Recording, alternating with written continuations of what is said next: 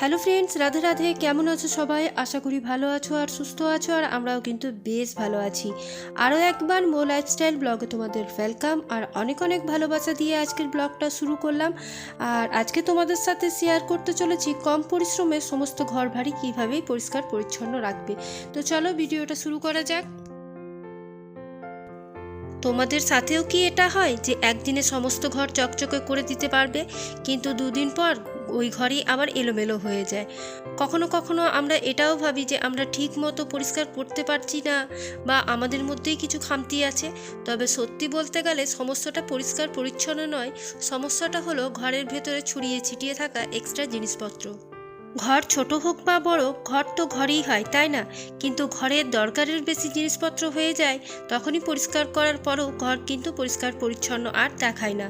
আজকের এর ভিডিওতে আমি ওই অভ্যাসগুলোই বলবো যেগুলো আমি আমার জীবনে অ্যাপ্লাই করেছি, আর যার কারণে এখন ঘর বেশি পরিশ্রম না করেও কিন্তু আমার ঘর সবসময় পরিষ্কার পরিচ্ছন্ন থাকে।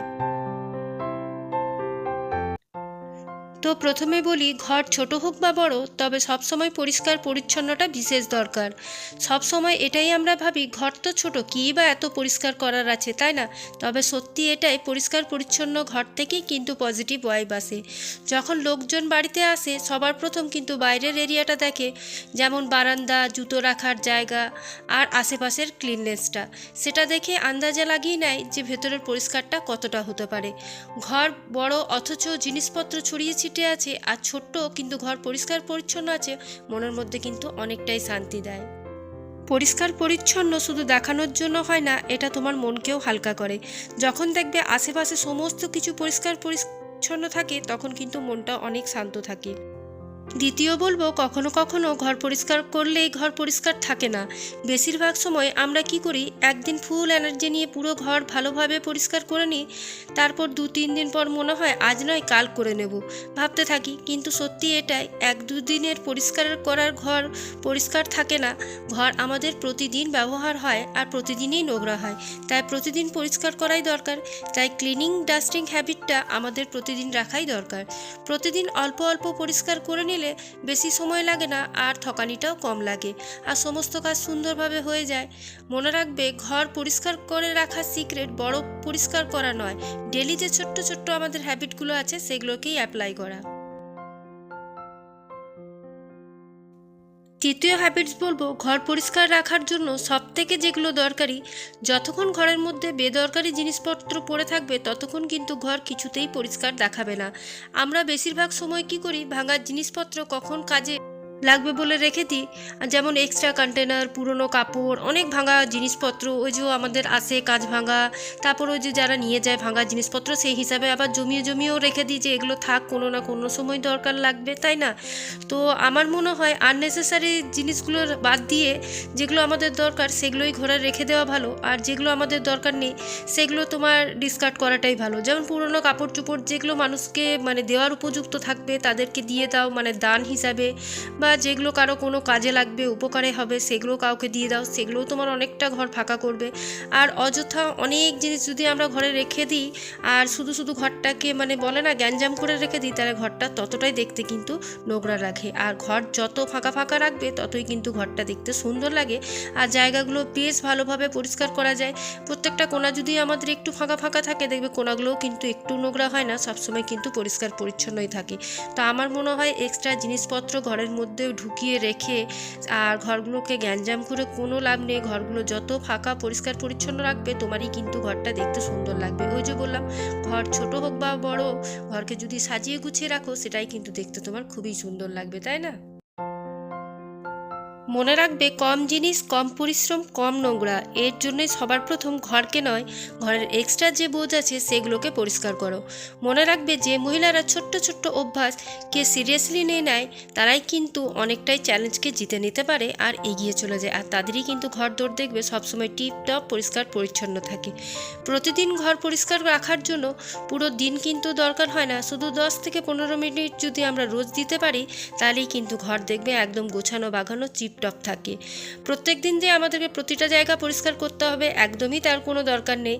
একটা যে কোনো জায়গা বেছে নাও, একটা কর্নারকে বেছে নাও, যেদিন যেটা তোমার কাছে ইজি মনে হবে, যেটা তোমার করতে ইচ্ছে করবে। যেমন বেডরুম থাকে, কিচেন সেলফ থাকে, বাথরুমের সেলফ এরিয়া থাকে, এরকম অনেক কাজ থাকে যেগুলো আমরা পার্ট বাই পার্ট আমাদের লাইফের মধ্যে ইনক্লুড করে তারপর প্রতিদিন এগুলো করতে পারি। আর এই যে ছোট্টখাট্ট যে ডাস্টিংগুলো আমরা প্রতিদিন করে থাকি, সেগুলো অবশ্যই আমাদের ডেলি হ্যাবিট বলতে পারো। এগুলো কোনো এক্সট্রা কাজ নয়, এগুলো সংসারেরই কাজ যেগুলো আমাদের প্রতিনিয়ত করতে হয়। আর যেগুলো এক্সট্রা কাজ হয় সেগুলো তো আমরা এক এক দিনে এক একটা করে নিতেই পারি। কোনো দিন বাথরুম করলাম, কোনো দিন পড়ার জায়গা করলাম, কোনো দিন বেডরুমের কর্নার করলাম, কোনো দিন আলমারি গুছালাম। এরকমভাবে যদি আমরা নিজের মন থেকেই ভেবে নিই তাহলে কিন্তু কাজগুলো অনেকটাই ইজি ওয়েতে হয়ে যায়। আর আমাদের মাথায় কিন্তু সেরকম চাপও থাকে না, টেনশনও থাকে না। তো আমি কিন্তু এই জিনিসগুলোই আমার মধ্যে অ্যাপ্লাই করি যে আমি এই কাজগুলো এইভাবে করব, আর আমার এইরকমভাবে করলে কিন্তু আমাদের সুবিধা হবে। তো প্রত্যেক মানুষেরই এরকমভাবেই করা দরকার। এত মাথায় বোঝা নিয়ে তারপর কাজে নেমে পড়বো, তারপর শরীরও অসুস্থ হয়ে যাবে, আর পরের দিন মানে একদিন নয় 2-4 দিন পরপর কাজ কিন্তু তোমার বন্ধই থেকে যাবে। তার থেকে শান্ত মনে পজিটিভ এনার্জি নিয়ে সমস্ত কাজ করো, দেখো সমস্ত কাজ খুব ইজি ওয়েতে হয়ে যাবে, আর সব কাজ কিন্তু কমপ্লিটও হয়ে যাবে। মাঝে মাঝে সবার ক্ষেত্রেই মনে হয় আজ সমস্ত কাজ করে ফেলবো, আর সেদিনে দেখবে অনেকটাই মাথায় চাপ এসে পড়ে। আর এর কারণেই কিন্তু এটা হয়, অর্ধেকটা কাজ হয় আর অর্ধেকটা কাজ কিন্তু পড়ে থাকে। সত্যি বলতে গেলে ঘরে সামলানো কোনো রেস নয়, এটা রোজকার একটা ডিউটি বা অভ্যাস বলতে পারো। যখন দেখবে আস্তে আস্তে সমস্ত কাজ পার্ট বাই পার্ট করে নিচ্ছ, তখন আর কিন্তু মানসিক দিক থেকেও সেরকম কষ্ট পাবে না, আর শারীরিক দিক থেকেও কোনো রকম চাপ পাবে না। তো সেই জন্যই সেগুলো প্রত্যেকটা যদি আমরা নিয়ম মতো করে যাই, ছোট্টখাটো করে সব কাজগুলোকে ভালোবেসে সুন্দরভাবে করে যাও, তাহলে দেখবে কোনোই পরিশ্রম তোমার মানে মনে হবে না যে সেটা একটা করেছো কাজ। আর এই যে এখন সমস্ত কাজ আমার দেখতেই পাচ্ছ আমি কমপ্লিট করে ফেললাম। আজকে ভেবেইছিলাম ভালোভাবে পুরো ঘরটাকে ডাস্টিং ক্লিনিং করব।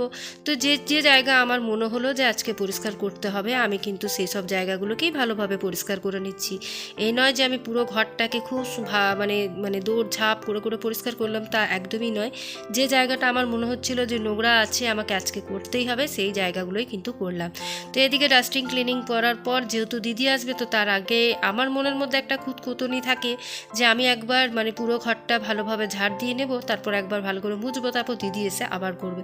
যেহেতু ওই যে ডাস্টিং ক্লিনিংয়ের ব্যাপারে একটু ধুলো, তারপর এইসব কাজের দিদিরা যতই বলো খুব একটা ভালোভাবে কাজ করতে চায় না, কোনো রকম কাজ করে চলে যেতে পারলেই তারা বাঁচে, তাই না? এটা সবার ঘরের ক্ষেত্রেই হয়, তো আমারও সেই। তো এখন দেখো দুটো মানে ঘরকে ভালোভাবে ঝাড় দিয়ে নিলাম, আর যেখানে যা জিনিসপত্র ছিল সব কিছুই গুছিয়ে নিলাম, এরপর একটু মুছে নিলেই হয়ে যাবে। এই ছোট্ট ছোট্ট টিপসগুলো যদি আমরা প্রতিদিন ফলো করতে পারি, তাহলে কিন্তু আমাদের ঘর দোর রান্নাঘর সমস্ত জায়গা কিন্তু খুব সুন্দর পরিষ্কার পরিচ্ছন্ন থাকবে। আর তোমার সেরকম কোনো রকমভাবেই সময় লাগবে না, বা এক্সট্রা যে কাজগুলো থাকে সেগুলোও কিন্তু খুব তাড়াতাড়ি হয়ে যাবে। আর আমি কিন্তু সেগুলো করারই চেষ্টা করি, আমার যেটুকু কাজ এক্সট্রা পড়ে থাকে সেগুলোও কিন্তু আমি বিকেলেও কমপ্লিট করে নিই। আর এখন এই যে কাজের মধ্যে এই কাজটুকুই বাকি ছিল, যে আমি আমার কাপড়গুলো যে শুকোতে দিয়েছিলাম সকালবেলায় স্নান করে তোমার যে কাপড়গুলো রোদে দিয়েছিলাম সেগুলো এখন ছাদ থেকে নিয়ে চলে এলাম, এগুলো শুকিয়ে গেছে। তো এটা একটা এক্সট্রা কাজই বলতে পারো আমাদের। তো সেটাকে এখন গুছিয়ে বাগিয়ে আলমারিতে তুলে রাখবো। আর যদি এটা আমি ছড়িয়ে ছিটিয়ে এখন বিছানার মধ্যে রেখে দিই, তো এটা কিন্তু ঘন্টাখানিকের মতন পড়েই থাকবে, তাতে ঘরটাও দেখতে নোংরা রাখবে আর তোমার জিনিসগুলোও জায়গা মতো থাকবে না। তো ব্যাস ওইগুলো স্নান করে পরবো তার জন্য রেখে দিলাম, আর যেগুলো আমার দরকার নেই সেগুলো কিন্তু আমি আলমারিতে আবার গুছিয়ে রাখছি। আর এই যে র্যাকটা দেখছো, এটা কিন্তু আমি সপ্তাহে একদিন, যেহেতু আমাদের এখানে ডেলি ইউজের কাপড় থাকে আমার আর ছেলের, তো এটা কিন্তু আমি সপ্তাহে একদিন ভালোভাবে পরিষ্কার করে নিই। যেহেতু প্রত্যেক দিনই কাপড় বের করতে করতে একটু হলেও উলটপালট হয়ে যায়, তো আমার ভালো লাগে না বলে আমি কিন্তু গুছিয়ে রাখারই চেষ্টা করি। তো চলো, আজকে যদি কিছুও ভালো লেগে থাকে অবশ্যই কমেন্ট করে জানিও। আর আজকের মতন এইটুকুই, টাটা।